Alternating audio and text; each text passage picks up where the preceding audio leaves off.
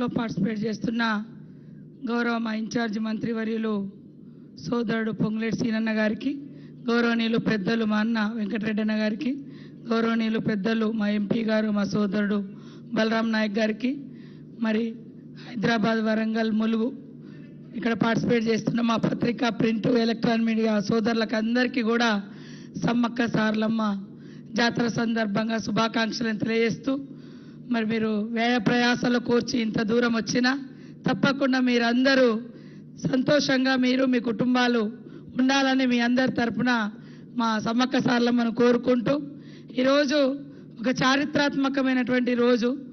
ఉమ్మడి ఆంధ్రప్రదేశ్లో కానీ తెలంగాణ రాష్ట్ర చరిత్రలో కానీ ఎప్పుడూ కూడా మరి క్యాబినెట్ అనేది హైదరాబాద్ బయట జరగలేదు.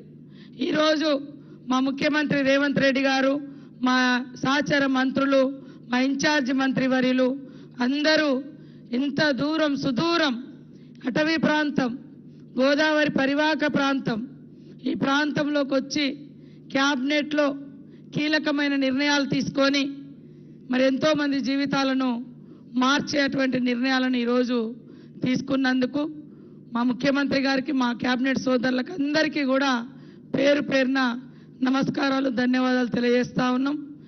మీరు చూసారు గుడి కూడా సెప్టెంబర్ 24 నాడు వచ్చి మాస్టర్ ప్లాన్ రిలీజ్ చేస్తే అక్టోబర్ నెల మొత్తం దాదాపుగా మంత్ ఎండింగ్ వరకు వర్షాలు విపరీతంగా ఉండే.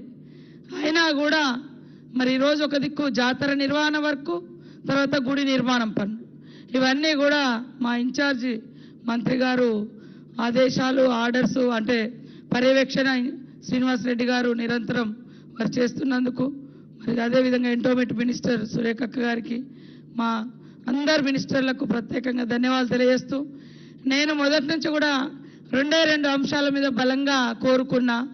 ఒకటి, అధికారికంగా ఎప్పుడైనా సమ్మక్క సారలమ్మకు సేవ చేయాలి అధికారంలో ఉండి అనుకున్నా.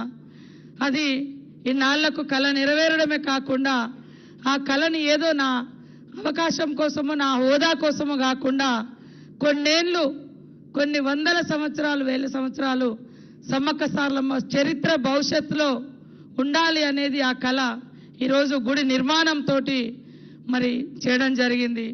గతంలో నేను ములుగులో తలాపునే నీరు బారుతుంది కానీ మాకు నీళ్లు రావట్లేదని 2006-8లో కూడా పాదయాత్ర చేసినాం. గత 10 సంవత్సరాల్లో కూడా అనేక సార్లు అడిగినాం.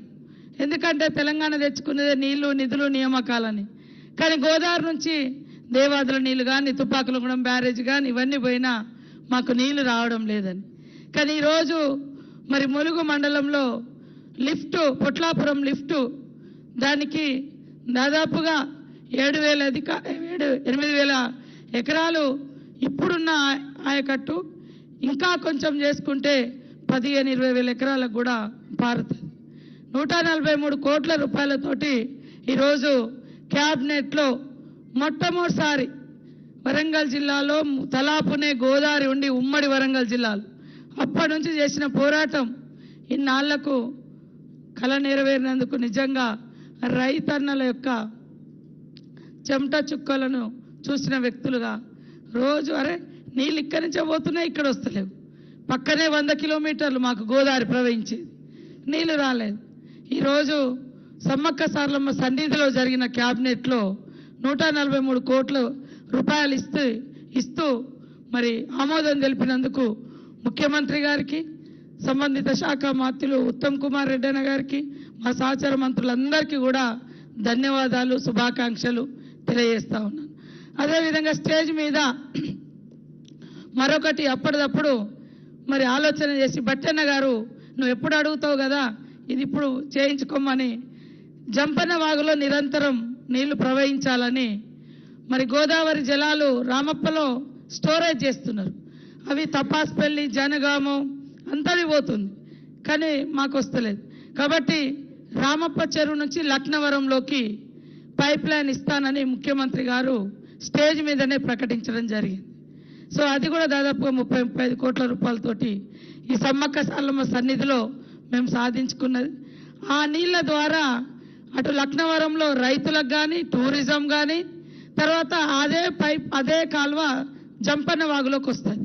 సో భక్తులకు కూడా నిరంతరం నీళ్లు ఇవ్వడానికి మాకు అవకాశం ఉంటుంది. ఇన్ని గొప్ప